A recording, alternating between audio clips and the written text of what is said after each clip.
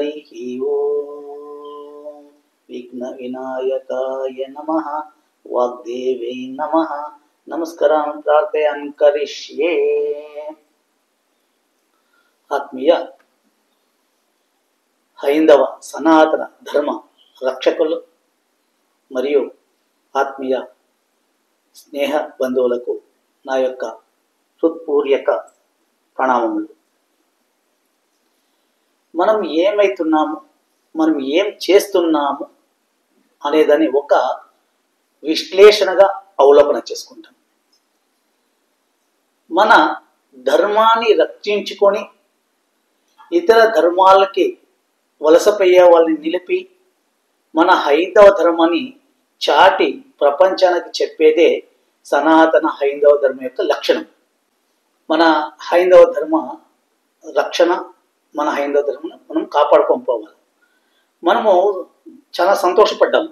ఇదే ముందర దీని వీడియోలో నేను చేసినప్పుడు హైందవ ధర్మ ఒక భారతదేశంలో మన విజయవాడలో ధర్మరక్షణ కోసము మనం చేరిండే మన హైందవులు సనాతన ధర్మములు చేరి ఆ యొక్క దగ్గర 8 లక్షల జనాలు చేరిండ్రి. చాలా చాలా చాలా బాగా చేసింది. మన పరిషత్తులు ఉండొచ్చు, మళ్ళీ ఆర్ఎస్ఎస్ ఉండొచ్చు, బజరంగ దళ్ ఉండొచ్చు. హైందవ ధర్మ రక్షకులు ఎందరో అంటే ఈ సనాతన ధర్మం కోసం పాట పడే వాళ్ళు లెక్కలేని మంది ఉన్నారు. ఇలాంటి సమయంలో మనం అందరూ ఒక్కటయ్యి ముందుకు నడిపించుకుపోవాలి, మన ధర్మాన్ని రక్షించుకొని పోవాలనే సమయంలో ఈ శ్రీరామరాజ్యం అనే ఒక వీర రాఘవరెడ్డి దీని యొక్క సంస్థాపకులు. నేను ఈ వీడియోని 2 రోజుల ముందు చేయాలనుకోని ఇది విన్నప్పటి నుంచో మీతో పంచుకోవాలి, దీన్ని మాట్లాడాలని నేను చాలా ఆశపడ్డాను. వీర రాఘవరెడ్డి గురించి ముందు నేను ఇంకొకసారి అర్థం చేసుకోవాలి. కానీ ఈ రోజు ఆయన రామరాజ్యం, శ్రీరామరాజ్యం అనేసి ఒక సంస్థానాన్ని స్థాపించినాడు. ఆ స్థాపించి ఆయన ఒక ఆలోచన రీతి, ఆయన చెప్పే రీతి చాలా కటువుగా ఉంది. ఎందుకంటే ఇప్పుడు మనము ముస్లిం జిహాద్ అంటా ఉన్నాం, ఇప్పుడు టెర్రరిస్ట్ అంటా ఉన్నాం. ఈ పాకిస్తాన్, ఆఫ్ఘనిస్తాన్, బంగ్లాదేశ్ ఈ ముస్లిం వాళ్ళు టెర్రరిస్టులకి సంబంధించిన వాళ్ళు వాళ్ళ యొక్క సామ్రాజ్యాన్ని అంటే వాళ్ళు మహమ్మద్ ప్రవర్తన యొక్క సిద్ధాంతాన్ని వాళ్ళు తీసుకొని పోతున్నారు. ఆ సిద్ధాంతంలో వాళ్ళు ఏమి నా యొక్క ధర్మానికి నా ధర్మానికి రాలంటే నేను చంపేస్తాను, అల్లానే దేవుడు, అల్లా ఇచ్చి వేరే వాళ్ళ దేవుడు కాదు అనేది వారి యొక్క సిద్ధాంతం. ఆ సిద్ధాంతాన్ని మన ఈ రాఘవరెడ్డి, వీర రాఘవరెడ్డికి కొంచెము అంటుకో ఉందేమో తెలియదు, కానీ ఆయన ఆలోచన విధానం బాగుంది. మన ధర్మాన్ని పాటించాలా, మన ధర్మాన్ని రక్షించుకోవాలా, మన రాముల యొక్క సనాతన ధర్మం పెద్దగా చేయలే, ఇక్ష్వాకు వంశస్థులందరినీ మనము ఒక తాటకు తెయ్యాలి, అది బాగుంది. కానీ అందులోని ఈ యొక్క దీని చేస్తారు కదా, ఈ యొక్క టెర్రరిస్ట్ని ఎత్తుకొని వస్తాడు. ఒక లెక్కలో ఎల్టీటీ తర ఎత్తుకొని వస్తాడు. ఆ ప్రభాకర్ అని ప్రభాకర్ తర విచ్చేస్తున్నాడు. వాళ్ళ డ్రెస్ కోడ్ చూడండి, నల్ల డ్రెస్సు, నల్ల షూ, పైన ఒక కండువ, ఆ కండువ మన కేసరి కలర్ కండువ వేసుకున్నాడు. వాళ్ళు చేసే విధానం ఎట్లైనా బాగుంది, కానీ మన ధర్మాన్ని మనకే ఆయన మన ధర్మానికి శత్రువు అయిపోతున్నాం అనిపిస్తాం. ఇప్పుడు మీరు ఎప్పుడైనా వినిటారు చిలుకూరి బాలాజీ అనేసి, చాలా హైదరాబాద్ దగ్గర చాలా విశేషమైన దేవస్థానం అది. ఆ దేవస్థానాన్ని రంగరాజు గారు ముఖ్య పూజారులు, అంటే వాళ్ళ వంశ పరంపరంగా వస్తుంది. ఇప్పుడు కదా ఇది కొన్ని సంవత్సరాలు ఇంకా అది వంశ పరంపరగా వస్తుంది. ఈ రంగరాజన్ గారు చాలా హైందవ ధర్మానికి పాటుపడతారు, సనాతన ధర్మానికి పాటుపడతారు. ధర్మానికి ఎంత కష్టపడినాడు, మన ధర్మానికి ఎంత ఆయన ఇచ్చేస్తున్నాడు అనేసి. అలాంటి రంగరాజన్ గారిని మన చిలుకూరి బాలాజీ వెంకటరమణ స్వామి దేవస్థానము దాన్ని ఏమంటారు, వీసా వెంకటరమణ స్వామి అంటారు. ఈ ఆంధ్రప్రదేశ్, తెలంగాణ, ఆంధ్రప్రదేశ్ డివైడ్ కాకుండా ముందున్నప్పుడు ఆంధ్రప్రదేశ్ ఒకటిగా ఉన్నప్పుడు ప్రతి ఒక్కరు ఫారిన్ కంట్రీకి పోవాలా, అమెరికా పోవాలా, రష్యా పోవాలా, జపాన్ పోవాలా, ఏడపోవాలన్నా పోని. కానీ వాళ్ళు పోవాలనుకున్నప్పుడు విదేశాలకు పోవాలంటే ఆ యొక్క బాలాజీ అంటే ఈ 7 కోట్ల దర్శనము చిలుకూరి బాలాజీ అంటే అర్థం. ఆ చిలుకూరి బాలాజీకి పోయి ప్రదక్షిణాలు వేస్తే అది ఎన్నో ఉంది లెక్క, 11, 27, 48, 54, 108 ఉంది. అట్లా ఆ ప్రదక్షిణలు వేస్తే వాళ్ళకి విత్ ఇన్ 40 days లోపల వాళ్ళకి ఒక శుభకార్యం అంటే వాళ్ళకి వీసా చెక్ పోతా ఉండే. ఆ విధంగా అది వీసా మీరు ఎక్కడైనా హైదరాబాద్ పోయినప్పుడు ఈ యొక్క వీడియో చూసేవాళ్ళు హైదరాబాద్ కు మొయ్యొద్దని చిలుకూరి బాలాజీ అని ఎవరిని అడగండి తోడుకొనిపోతారు. నిండా బాగుంది దేవాలయం, చాలా మహత్యమైన దేవస్థానము. ఆ యొక్క దేవస్థానాన్ని మన రంగరాజు గారు చాలా బాగా పవిత్రంగా తీసుకొని వస్తుంది. ఆ దేవాలయాన్ని మన కాంగ్రెస్ గా ఉన్నప్పుడు దాన్ని గవర్నమెంట్కి చేర్చుకోవాలన్నారు. ఆ దేవాలయంలో డబ్బులు చూసి ఆ దేవాలయాన్ని చేర్పించుకోవాలనుకో, ఆ దేవాలయం మాన్యం కూడా ఉంది అనుకోండి. అప్పుడు రంగరాజు గారు ఏం చేశారంటే ఉండికి డబ్బులు వేయద్దండి, ఉండినే పెట్టలే, మీరు పై చూడండి ఉండి లేదా తట్టికి ఆర్థిక డబ్బులు వేయదని చెప్పినారు. ఎప్పుడు ఉండి డబ్బులు వేయదండి ఆర్థిక డబ్బులు వేయదన్నాడో అక్కడ ఆ దేవాలయానికి వచ్చే వరమానం తెగిపోయినాక వాళ్ళు గవర్నమెంట్ దాన్ని వదిలేస్తారు. ఎంత మన దేవాలయాల పైన మనకి ఎంత వాళ్ళు గవర్నమెంట్ మోసం చేస్తున్నందుకు ఉదాహరణ అంటే ఇలాంటివి ఎన్నో ఉంది. ఈ చిన్న ఉదాహరణ. అలాంటి రంగరాజన్ గారు వాళ్ళు చాలా క్రమబద్ధతంగా వేద అధ్యాయాలు చేసిన వాళ్ళు, వేద శాస్త్రాలు తెలిసిన వాళ్ళు. అలాంటి వారిని 2 రోజుల వెనుక ఈ వీరరాఘవరెడ్డి పోయిందే ముందు ఒకటే కలిసినారు వాళ్ళ దగ్గర. మళ్ళీ పోయి కలిసి నేను మీతో మాట్లాడేసి వాళ్ళందరినీ అడిగినారు, సుందర్రాజుని అడిగినారు. వాళ్ళు సరే లేదు ఇట్లా వాళ్ళు ప్రయాగరాజ్ పోయించారు, త్రివేణి సంఘం స్నానం చేసుకోవచ్చినారు, ఇప్పుడు రాత్రి 11 గంటలేదు 12 గంటలేదు వచ్చింది, మీతో మళ్ళీ మాట్లాడుతూ ఇప్పుడు నేను లేపించాను. వీళ్ళు ఎంతో వినయంగా ఆయా మీరు అలాగే చేయండి, వాళ్ళు లేస్తారు మమ్మల్ని పిలియండి అంటారు. సరే ఆయన రామరాజ్యంలో ఒక సంస్థాపకులు వాళ్ళు చెప్పి 20 మంది వచ్చినారు. ఆ 20 మంది వచ్చినాక వాళ్ళు సరే వాళ్ళతో లేస్తాక వాళ్ళతో మాట్లాడినారు. వినయంగా భక్తిగా ఉండేవాడు. వాళ్ళ ఇంట్లోకి పోయిన వీళ్ళు షూలు వేసుకొని పోయినారు, చెప్పులు వేసుకొని పోయినారు. ఒక పెద్ద ఒక హైందవ ధర్మాన్ని ఒక బ్రాహ్మణుడు చేసే ఒక తత్వాన్ని ఈయన వీడియోలో మీకు చూపిస్తాను చూడండి. వాడు మాట్లాడే మాటలు మళ్ళీ వాడు చేసిందే ఇది ఆయన్ని కొన్ని దీంట్లో కొట్టిండేమో అనిపిస్తుంది, కొట్టిండొచ్చాం కూడా ఆయన పిడిగుద్దులు వేస్తున్నారేమో వీళ్ళు తెలియదు నాకు. ఆ వీడియో కట్టే వచ్చింది మాకు దొరికిన వీడియోని మీకు ఈ యొక్క దీంట్లో వేస్తాను చూడండి వీడియోలో. ఇక్ష్వాకు వంశీయులు ఏ గోత్రాల్లో ఉన్నారో నీకు తెలియదు. నీకు చెప్తున్నావు హైకోర్టు అన్నావు, సుప్రీంకోర్టు అన్నావు, నీకు తెలియదా వాళ్ళకున్న ఇమ్యూనిటీ ఆర్టికల్ 124(4). ఎవడైనా ఇప్పుడు దాకా ఏ ప్రధానమంత్రి అయినా ఇంపీచ్ చేయగలిగారా? 77 ఐపీసీ 197 సిఆర్పిసి వాళ్ళ రక్షణ కవచాలు తెలియదా మీకు? భగవద్గీత 18వ అధ్యాయంలో 17వ శ్లోకం ఉన్న యస్య నాహంకృతో భావో బుద్ధిరేశ్వ నలిప్యతే హత్వాపి సహిమాన లోకాన్ని హంతి ప్రయోగించే అవకాశం మాకు లేదా?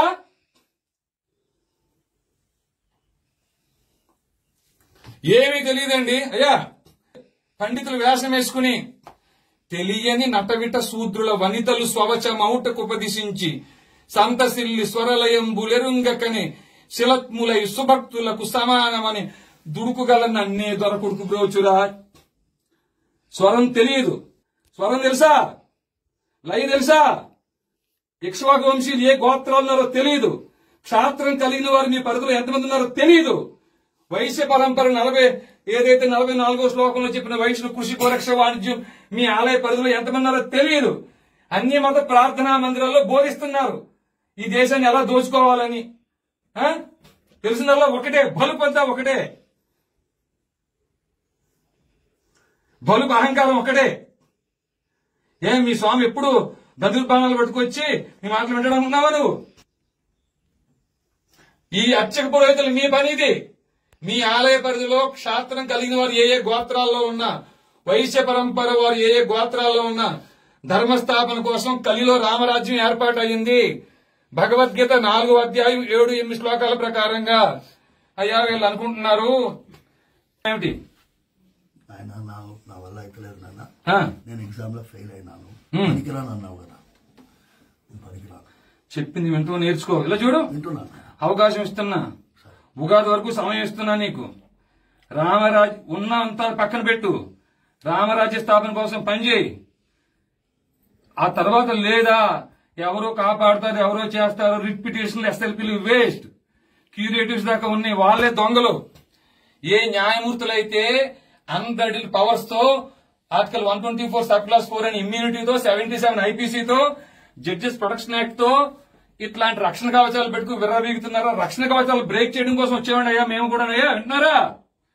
మేము వచ్చిందే న్యాయ వ్యవస్థ తోలు తీయడం కోసం.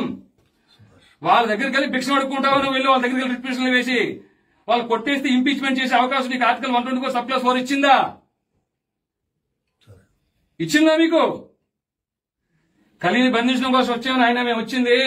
అయ్యా మీరు రావడంత అందం మాకు లేకపోవచ్చు నాయన, కానీ మమ్మల్ని పంపించిన వాడు హరిగుణ మణిమయేశ్వరములు గళమున శోభిల్లు భక్త కోడులిలలో హరిగుణ శ్రీనిల గోత్ర క్షాత్రం గుండెల్లో ఉంటానంటే కాళ్ళ దగ్గర పెట్టిన దుర్మార్గుడు నేను. ఏ మాత్రం జాలి దయ లేని వాడిని. ఎందుకు వచ్చానంటే ఆ ముక్కంటి పిలిచిన పిలుపుకి వచ్చాను నేను.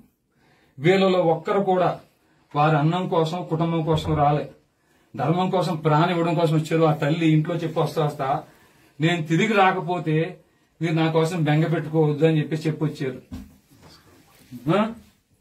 ఇక్కడ దొంగలు ఎవరు తెలుసా నాయన? దొంగలు ఎవరు? మర్డర్లు మానభంగాలు చేసే వాళ్ళు కాదు. వాళ్ళని శిక్షించాల్సిన న్యాయమూర్తులు పనిచేయటం మానేశారు తండ్రి. వింటున్నారా? ఈ న్యాయమూర్తుల మీద 197 CRPC ప్రయోగించాల్సిన కేంద్ర రాష్ట్ర ప్రభుత్వం ఈ పని మానేసినాయి. ధర్మాన్ని బోధించి క్షాత్రం కలిగిన వారిని వెలికి తీసి వాళ్ళని గుర్తించి వారి పోషణ నిమిత్తం సైన్యంగా తయారు చేయించాల్సిన అధ్యయనంతో కూడా అధ్యాపనం చేయాల్సిన మీ పని మీరు మానేశారు. అయ్యా అయినప్పటికీ మా ఇక్ష్వాక వంశీయుల సాంప్రదాయాన్ని అనుసరించి ఒక్క అవకాశం మీకు ఇస్తున్నాం. వాడు యాతర మాట్లాడాడు, యాతర ధర్మాన్ని ఇచ్చేయాలట. ధర్మం రక్షించాలా, ఐదవ ధర్మం రక్షించాలి. ఐదవ ధర్మం రక్షించకి అందరూ పోరాడతాం, అందరూ కలిసికట్టుగా పోవాలి. కానీ ఇది ఏంది? ఇది యాది ఒక ధర్మ రక్షణ చేసిండే వాడిని వీళ్ళు పోయి మళ్ళీ ఆయన కొట్టి ఆయన పోని వద్దులే, ఆయన వయసుకైనా మర్యాద ఇచ్చి ఆయన కింద కూర్చోబెట్టి చైర్ పైన కూర్చుకొని చెయ్యిల్లా చూపించుకొని అందరూ 20 మంది చేరి వాడిని చేస్తే ఆయన ఫస్ట్ పోరాడినాడు, అన్ని చెప్పినాడు, ధర్మాల్ని నీతి వాక్యాలు చెప్పినాడు. వీళ్ళు కొన్ని కేసులు వేసినాడు, ఆ దేవాలయం సంబంధించి కొన్ని కేసులు ఉంది, ఆ కేసులో వీళ్ళు పోరాడుతున్నాడు. రాజ్యాంగం ఏం చెప్తుంది? రాజ్యాంగం ఏం చెప్తుంది? నువ్వు చెప్పు, రాజ్యాంగం ఏం చెప్తుందో నువ్వు చెప్పాలి. రాజ్యాంగం ఏం చెప్తుందో కత్తిబడిలో చెప్పమంటుందా? ప్రెసిడెంట్ ఇప్పుడు 500 సంవత్సరాల వెనుక అయోధ్యకి పోరాడి ఎందరో మానబంధాలు చేసుకుని, ఎందరో ఆత్మహత్యలు చేసుకుని, ఆ సరియు నదిలో ఎందరో మరణించి, ఎందరో రక్తపాతం చేసి, ములాయం సింగ్ యాదవ్ సూటన్ సైడ్ ఆర్డర్ ఎందరో చచ్చినారు. 500 సంవత్సరాలుగా మనం శ్రమించి మన హైందవులంతా ఒకటే తాటిపై వచ్చి ఇప్పుడు రామదేవాలయం లేదు. అది మన భారతదేశంలో వ్యవస్థిత ఉంది. ఆ వ్యవస్థిత అంటే న్యాయ నీతి ధర్మంగా పోవాలి. రామచంద్ర ప్రభు ఏం చెప్పినది? న్యాయంగా పోరాడాలి, న్యాయంగా ఉండాలి. మనము ధర్మో రక్షిత ధర్మంలో మనం ఉండాలి అని చెప్పినది. అలాంటి రామరాజ్యం పేరు పెట్టుకొని ఈ వీర రాఘవరెడ్డి ధర్మాన్నే వదిలేసి అధర్మంగా, అంటే ఆయన ఒక ఆలోచన బాగుంది, అయినంత త్వరగా మన దేశాన్ని ఐదవ ధర్మంగా చేయాలని మన ఆశ. అది ఒప్పుకుంటాం, ఐదవ ధర్మంగా కావాలా. ఇక్కడ ఉండేవంతా భారతీయులు, ప్రపంచంలో ఉండే వాళ్ళంతా ఐదవ ధర్మస్తులే. వాళ్ళు ఏమంటారు దాన్ని, రక్త పరీక్ష చేస్తే దానికి తెలుస్తుంది. దాన్ని ఏమంటారు? డిఎన్ఏని మీరు పరీక్ష చేసుకుంటే ప్రపంచంలో ఎందరో ఐదవ ధర్మానికి సంబంధించిన అందులో చెప్తాను చూడండి. ఆఫ్ఘనిస్తాన్, పాకిస్తాన్, బంగ్లాదేశ్, నేపాల్, ఇండోనేషియా, ఈ యొక్క సింగపూర్, మలేషియా, హాంకాంగ్, జపాన్, ఇదంతా మీరు తీసుకుంటే శ్రీలంక, దీంట్లో మనము ఈ డిఎన్ఏ పరీక్ష చేస్తే 100కి 70% మన హైందవ ధర్మం సంబంధించి ఉంటారు. ఎలాంటే రామరాజ్యం అయినాక, లవకుశుల పరిపాలన అయినాక ఇదే ప్రపంచాన్నే పాలించేస్తాయి. ఈ ప్రపంచమే రామరాజ్యం. అలాంటి రామరాజ్యాన్ని మళ్ళీ స్థాపించాలా, అలాంటి రామరాజ్యాన్ని మనం చేయాలన్నప్పుడు దాని న్యాయ నీతి ధర్మంలో మనం పోవాలా. అలాంటి ధర్మాన్ని వదిలేసి వీణ ముందు కూడా రాధా మోహన్ దాస్ అనే వాళ్ళ దగ్గర కూడా మాట్లాడినాడు. వీణ ఆయన వేసినామంటే దగ్గర మన భారతదేశంలో ఎన్ని దేవాలయాలు ఉందో తెలియక ఆయన ఆంధ్ర మాత్రం చెప్పినాడు. 28,580 దేవాలయాలు ఉంది అంటాడు. అంటే పల్లె ప్రాంతాలు ఉంది అంటాడు. ఆ పల్లె ప్రాంతాలతో వచ్చే వాళ్ళకంతా వీణ మన ధర్మం బోధించాలి, బ్రాహ్మణులు బోధించాలనేది, పూజారులు బోధించాలనేది. ఒక శుభకార్యం జరిగినప్పుడు, అశుభకార్యం జరిగినప్పుడు మన మంత్రులకి వాళ్ళకి అయితే బ్రాహ్మణులు, మీరు ఒక రాముడు వంశస్థులు, మీరు హైందవుడు, మీరు ఒక సైనికులుగా తయారు కావాలి అనేది. అంటే చెప్పిన కదా, సుభాష్ చంద్రబోస్ మన స్వాతంత్రానికి పోరాడినట్ల వీణ హైందవ ధర్మం పోరాడాలంటాడు. దానంతా ఒప్పుకుంటాం. కానీ మన ధర్మంలో వండుకొని మన ధర్మస్తులనే ఈ యొక్క రంగరాజన్ గారిని ఎంత ఇచ్చేసాం. మీరు చూడండి, రంగరాజన్ కొన్ని క్లిప్లు వేస్తాం చూడండి, క్లిప్పింగ్స్. రంగరాజన్ ఈ నడుమ ఈ 2 రోజులు ఇంకా చాలా వచ్చింది, మీరు చూడండి. ఇలాంటి వారికి మద్దతు పొలకూడదని నేను ప్రార్థిస్తున్నాను. ధర్మాన్ని రక్షించి మన ధర్మంలో వండుకొని ఇతర ధర్మాన్ని వ్యతిరేకిస్తూ మన ధర్మాన్ని కాపాడుకుంటూ అందరినీ ఒకే మనోభావంలో చూడాలి. మనము మానవులము. రాములు ఎంత, శ్రీరామచంద్ర ఎంత ఆ రామమూర్తిని ఒక ఆదర్శంగా తీసుకోవాలి. ఎలా బతకాలి? రామచంద్రుడు శత్రువును కూడా స్నేహితుగా భావించినాడు. విభీషణుడు రావణాసుని తమ్ముడు విభీషణుడు అని తెలిసినా కూడా లక్ష్మణుడు చెప్తున్నాడు, లేదు విభీషణుడు వస్తున్నాడు, మన పైన దండ్యానం చేస్తున్నాడు, వాడిని చంపేయాలంటే రాముడు చెప్తాడు, ఆత్మపడక లక్ష్మణ, విభీషణుడు మన శత్రువు ఉండొచ్చు, కానీ శత్రువు మన దగ్గరకు వచ్చినప్పుడు మనం ఆయనకి సకల సౌకర్యం చేసి వాని యొక్క క్షేమం గమనించుకోవాలంటాడు. రాముల యొక్క నీతి చూడండి ఎట్లుంది. అలాంటి రామరాజ్యం అని పేరు పెట్టుకుని వీడు రాక్షస రాజ్యం చేస్తున్నాడా లేదా రావణ రాజ్యం చేస్తున్నాడా నాకు అర్థమైతలేదు. అంటే వాని భావన మాకు అర్థమైతలేదు. దయచేసి దీన్ని ఆయనకి సపోర్ట్ గా కొందరు ఉన్నారు, అంటే ఉంటారు ఈ యొక్క దీంట్లో మనం ముందుకు పోవాలని ఒక ఆశ భావన, ఆ భావనలో కొందరు ఉంటారు. కానీ నా యొక్క అభిప్రాయం, శాంతిగా మన యొక్క ధర్మాన్ని మనం కాపాడుకుంటాం, మన ధర్మరక్షాన్ని మనం కాపాడుకుంటాం, మన హైందవ ధర్మాన్ని మనం రక్షించుకుంటాం. అందువల్ల ఈ యొక్క దీన్ని ఖండిస్తామనేసి ఈ వీర రాఘవరెడ్డిని ఖండించి వానికి మనం సపోర్ట్, అంటే వానికి ఏం మనం సపోర్ట్ కానీ సహాయం కానీ చేయకూడదని మీ అందరినీ నేను ప్రార్థిస్తున్నాను. ఇలాంటి సంఘటనలు మళ్ళీ కాకుండా దీనికి సంబంధించిన హైందవ ధర్మం సంబంధించిన వాళ్ళు కానీ, ఈ యొక్క ఆంధ్రప్రదేశ్ తెలంగాణకు సంబంధించిన రాజకీయ నాయకులకు కానీ, దీనిలో ఎవరైనా కావచ్చు, ఇది బీజేపీ, తెలుగుదేశము, కాంగ్రెస్ కాదు, ప్రతి ఒక్కరు మానవ దృష్టితో చూసి ఈ యొక్క దీన్ని ఖండించి మనము ముందుకు నెరయాలని చూస్తున్నాం. మన ధర్మాన్ని మనం రక్షించుకున్నాము. ధర్మో రక్షిత. అందరూ మనము ధర్మంలోనే ఉంటాము. అధర్మంగా మనం పెయ్యదొద్దు. అధర్మం అనేది మనకు వద్దు. ధర్మంగా పోరాడుతూ మన సధర్మైన మన ఐదవ ధర్మని, సనాతన ధర్మని నలుమూలలా చాటిస్తూ ప్రపంచానికి మనము శాంతియుతం అనే ధర్మాన్ని రక్షించుకుంటూ పోతున్నాం. హరి ఓం తత్సత్. శ్రీరామకృష్ణ అర్పణం.